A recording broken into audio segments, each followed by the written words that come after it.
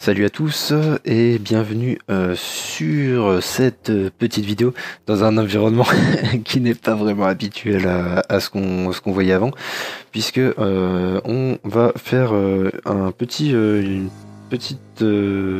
duo de vidéos, voilà, tout simplement sur le codage sur BMW. Donc sur le 46 là en l'occurrence, mais ça peut marcher avec d'autres modèles.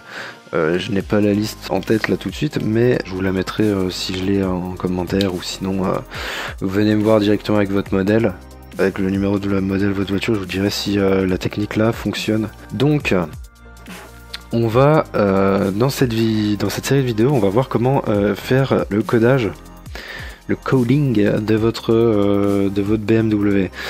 Donc déjà, on va commencer par expliquer ce qu'est le coding. Donc le coding, en fait, si vous voulez, c'est l'ajout de fonctionnalités dans l'informatique, la modification de paramètres dans l'informatique de la voiture, mais des paramètres que vous ne pouvez pas accéder vous. C'est-à-dire qu'en temps normal, si vous voulez, c'est en usine qui programme l'informatique de la voiture, et si vous voulez débloquer des fonctionnalités, vous allez en concession, vous payez un certain prix, et le technicien va reprogrammer l'ordinateur de la voiture pour vous débloquer certaines fonctionnalités. Donc dans ces fonctionnalités, par exemple, qu'est-ce qu'il y a ? Il y a la boîte en mode sport, il y a par exemple pour les BMW qui sont équipés du eDrive, mais pas du pack M. Quand vous démarrez, vous avez juste le logo BM qui s'affiche sur le eDrive, mais si vous êtes équipé du pack M, il y a le logo M qui s'affiche. Et vous vous doutez bien qu'ils n'ont pas fait par exemple des ordinateurs différents pour chaque gamme, pour chaque type et pour chaque gamme, chaque pack de véhicules. C'est bien évidemment un seul et même ordinateur pour quasiment toute, si vous voulez, pour toute la série par exemple.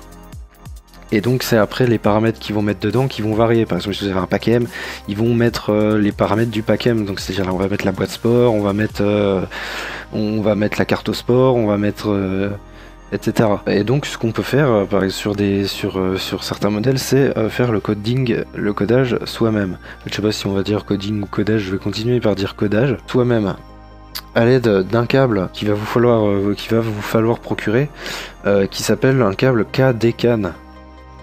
Qui permet de discuter sur la K-Line ou sur le DCAN pour certains, enfin ça dépend du modèle. En fait, ça dépend de l'ancienneté du véhicule. Sur les véhicules plus anciens, ça va être la K-Line, et sur d'autres, ça va être le DCAN. Je vous conseille de prendre un câble avec l'interrupteur dessus qui vous permet de basculer entre les deux, et pas de prendre un câble bloqué, parce que certains câbles vont être bloqués en DCAN, et pour passer en K-Line, en fait, il va falloir souder deux plots. Donc, autant acheter directement celui qui est déjà tout fait, lien dans la description et bientôt sur la boutique que je n'ai pas terminé. Et voilà. Donc aussi petit disclaimer qu'on va faire, je peux pas être tenu pour responsable si vous faites de la merde. Bien entendu. Et puis autre chose, là ce qu'on va faire, c'est pas du tout par exemple ce que des prestataires comme Carly ou Beamer Light ou je sais plus quoi proposent de vous vendre un adaptateur OBD et une appli qui va vous permettre de faire le codage tout simplement depuis une appli. Là ce qu'on va faire, ça va être, vous verrez, ça va être assez technique. On va faire le codage de la voiture avec les mêmes logiciels qui sont utilisés, quasiment les mêmes logiciels qui sont utilisés en usine. En usine ou en centre de réparation BMW. Voilà. Ce qu'on va faire, c'est vraiment de la haute technique. Donc on est là, j'espère que vous êtes prêts, et puis on va commencer. Donc ce qu'on va commencer par faire déjà, c'est télécharger la suite de logiciels que je vous mets dans la description. Donc c'est un point zip. Là pour moi ils sont pas zippés, hein, c'est les deux là. Je les ai pas zippés, mais pour vous ils seront zippés. Vous me les dézippez sur votre bureau par exemple. Normalement il y a pas d'alerte de virus ou quoi que ce soit. Là-dessus ça va être clean. De toute façon c'est moi qui vous les donne. Évitez de les prendre ailleurs. Parce qu'on sait jamais. Même moi, pour vous dire, j'ai pas pris ceux qui ont été fournis avec l'adaptateur qui vient de Chine. Moi, en revanche, si vous achetez l'adaptateur un peu plus cher en France, dans une boutique française, je sais que y a des boutiques qui vous donnent un lien de téléchargement des softs qui sera parfaitement clean. Donc après, c'est vous qui voyez. Mais les miens sont clean.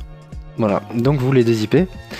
Et en fait ce qu'on va faire, si vous voulez, c'est on va déjà brancher l'adaptateur en USB.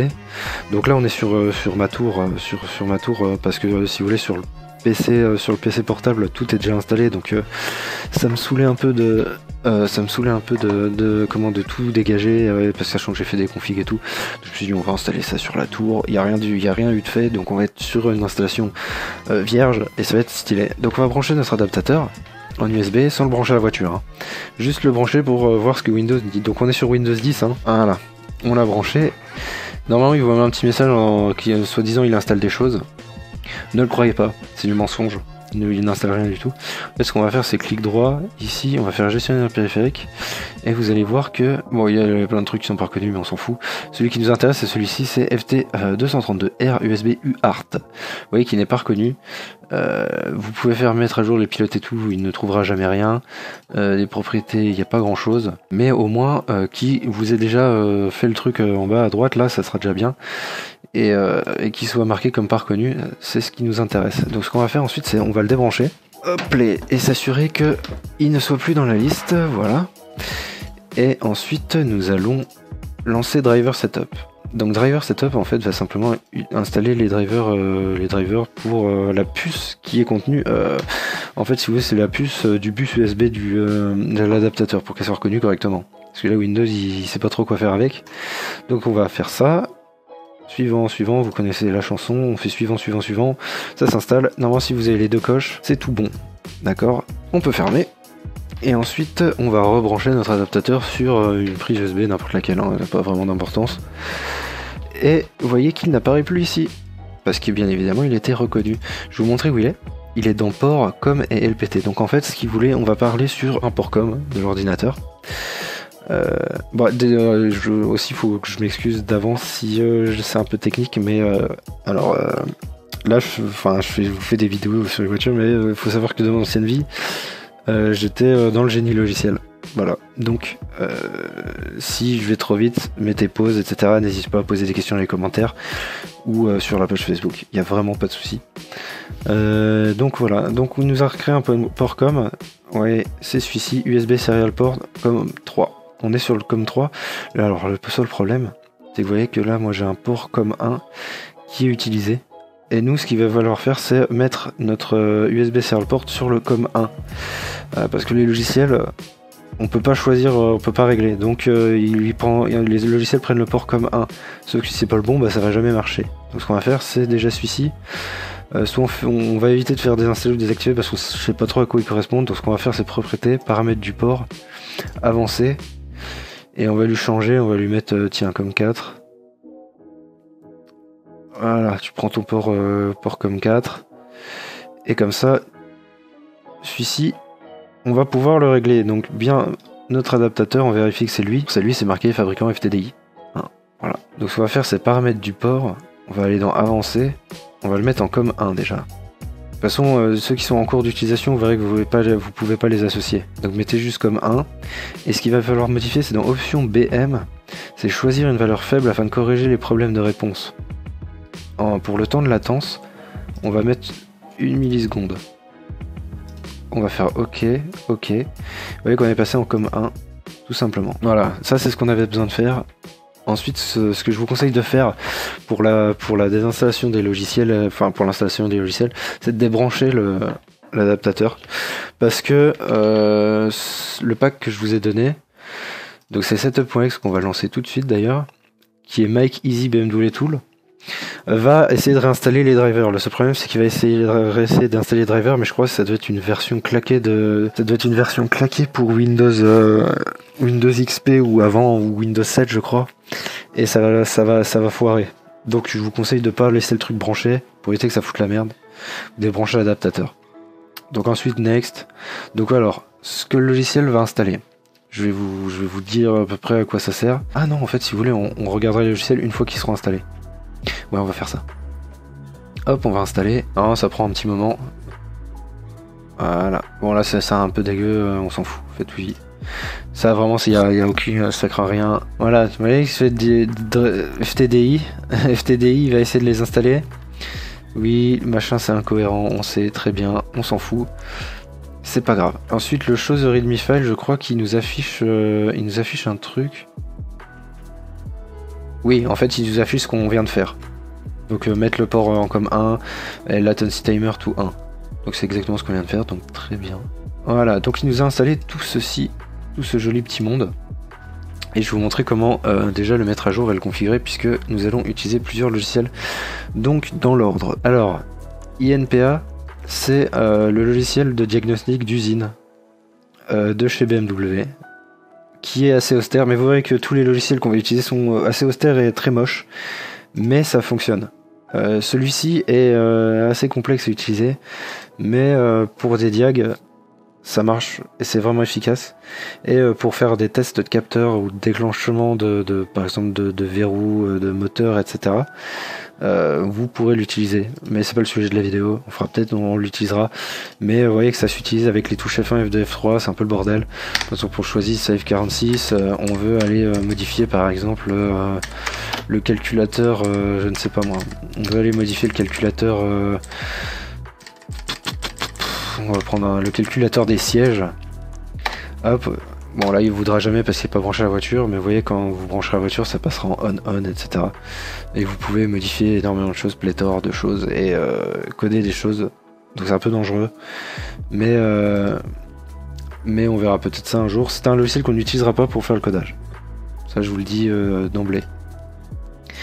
Ensuite, nous avons le logiciel NCS Expert. NCS Expert, c'est le logiciel principal qui va être utilisé pour le codage. C'est lui qui va lire la mémoire et écrire la mémoire du calculateur qu'on va modifier. Toujours pareil, utilisé en usine, très austère, avec tous les... Alors oui, vérifiez bien que quand vous faites load profile ici, alors vous avez NCS demi profile. Et si vous avez pas, je vous mettrai d'autres profils en description, je vais vous mettre plein d'autres profils que vous collerez ici. Dans NCS Expert PFL. Vous voyez, vous collerez les fichiers .pfl que je vous donnerai sous forme d'un zip. Vous les collerez ici, vous verrez, il y en aura plein, avec des noms allemands et tout. Et si un profil marche pas pour coder la voiture, essayez avec d'autres profils. Voilà. Donc lui pareil, il fonctionne avec F1, F2, F3 pour choisir notre véhicule. On fait F1 où on utilise les gros boutons, etc. On choisit notre modèle, choisit le calculateur qu'on veut coder, etc. Les messages d'erreur sont en allemand.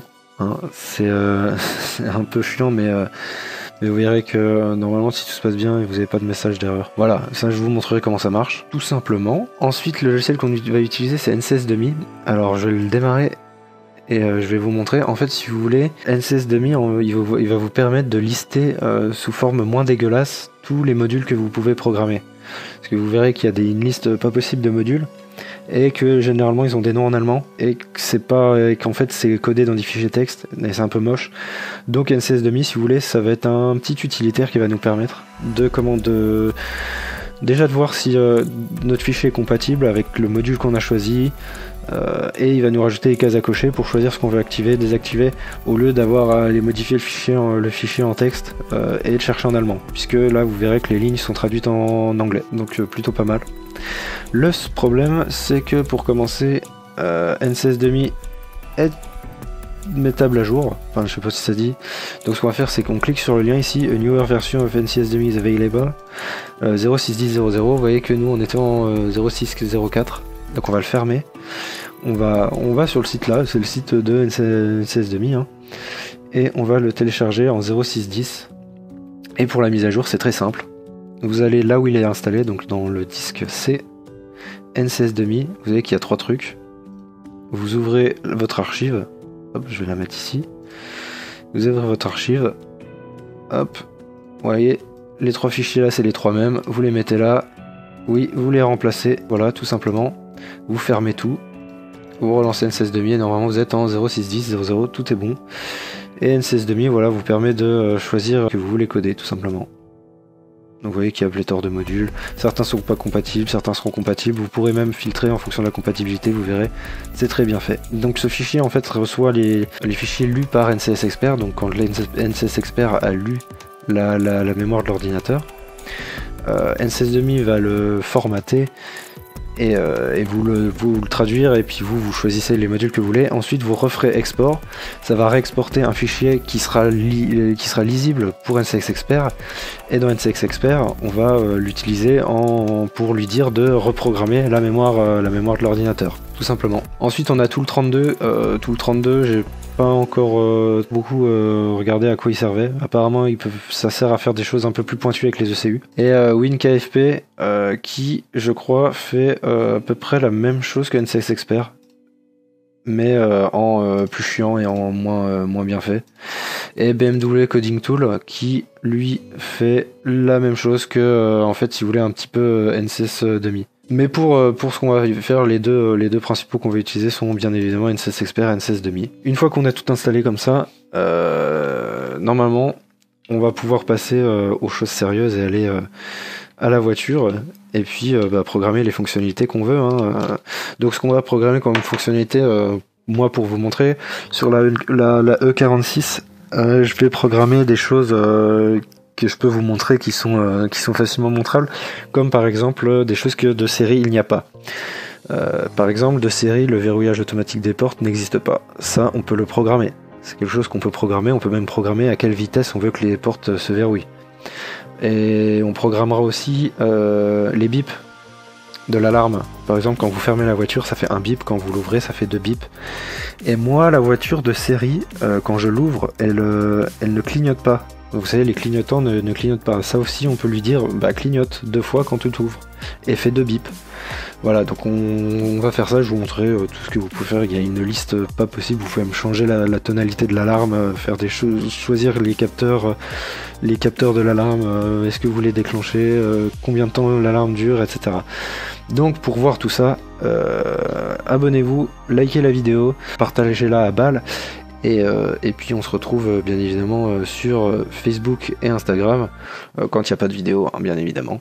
Sinon le reste du temps sur YouTube. Voilà, la prochaine vidéo devrait sortir très bientôt et on parlera bien évidemment du codage. Je vous ferai les 2 vidéos de suite, hein, je vais pas faire une vidéo entre temps. Enfin peut-être que si, enfin peut-être pas, peut-être que si, peut-être pas. Tous les liens sont dans la description, n'hésitez pas à poser des questions en commentaire. Ou sur Facebook ou sur Instagram, et puis voilà, allez, à plus.